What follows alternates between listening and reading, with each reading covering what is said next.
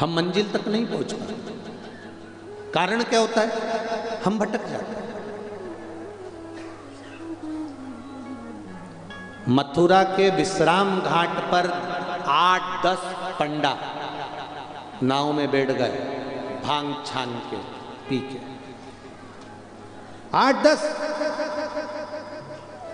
और उन्होंने नाव वाले से कहा कि आज नाव हम चलाएंगे, हमको वृंदावन जाना है। मथुरा के विश्राम घाट से चले, नाव पे बैठे, पतवार ली और नाव उन्होंने खेना चालू करी। सुबह 9 बजे के बैठे थे, शाम की 5 बज गई, पर वृंदावन नहीं पहुंचे। घाट वालों से पूछा, हम सुबह 9 बजे के वृंदावन के लिए चले थे, ये कौन सा घाट है? तो कहा ये मथुरा का विश्राम घाट है। तो उन्होंने कहा यहीं से तो चले थे, अभी तक वृंदावन नहीं आया। तो उन्होंने कहा बाबा जी, तुम सुबह से नाव तो चला रहे हो, पर नाव को खूंटे से नहीं छोड़ा है। अगर ये नाव खूंटे से छूट गई होती तो ये वृंदावन पहुंच गई होती।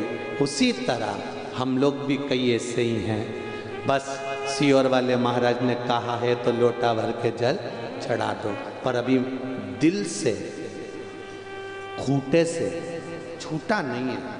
खूंटे से छूटना मतलब सियोर वाले महाराज के कहने से नहीं, अपने दिल से, कि मैंने कथा में सुना है महादेव सुनता है, तो एक लोटा जल लेकर दिल से पहुंचे तो नैया पार हो गई। आसक्ति में नहीं पड़ना, वासना में, लोभ में, तृष्णा में, काम में। कई मिलेंगे दुनिया में आपको, कई भटकाएंगे, मार्ग से विभाजित कर देंगे तुमको, पर नहीं, हमारा राम, हमारा कृष्ण, हमारा शिव हमारा है।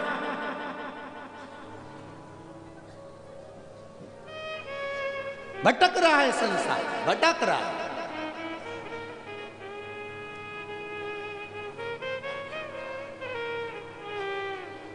माता के दूध में और थैली के दूध में क्या अंतर होता है? बताओ, बोलो रे जितने बैठे।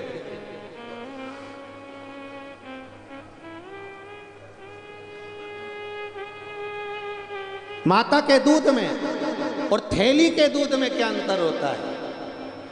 सबसे बड़ा अंतर होता है, सबसे बड़ा अंतर।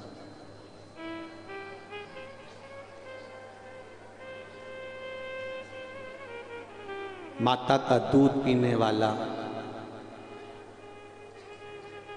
रामायण को पढ़ता है, थैली का दूध पीने वाला उसके पन्ने फाड़कर फेंक देता है।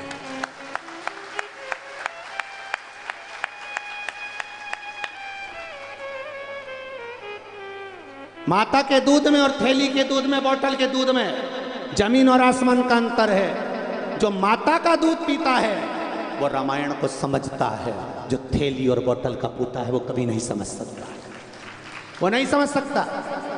उसके भीतर वो तत्व चाहिए जो माँ ने अपने स्तन से दूध पिलाकर संस्कार दिया है। वो संस्कार का दूध जो पिलाया गया है माँ ने, वो संस्कार का जब दूध झलकता है तब नैनों में क्या, जिह्वा में क्या, 3.5 करोड़ रोम छिद्र में राम झलकता है। जब माता का दूध इस हृदय में,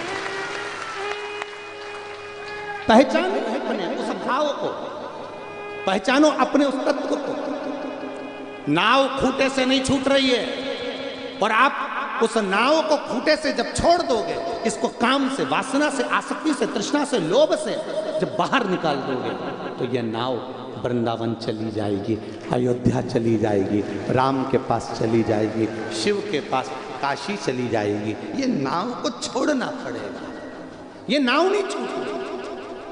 हम सुबह से शाम तक खेर रहे दुकान पर बैठकर, सुबह 8 बजे से लेकर रात को 9 बजे तक तुम दुकान चलाते हो। कितना कमाते हो?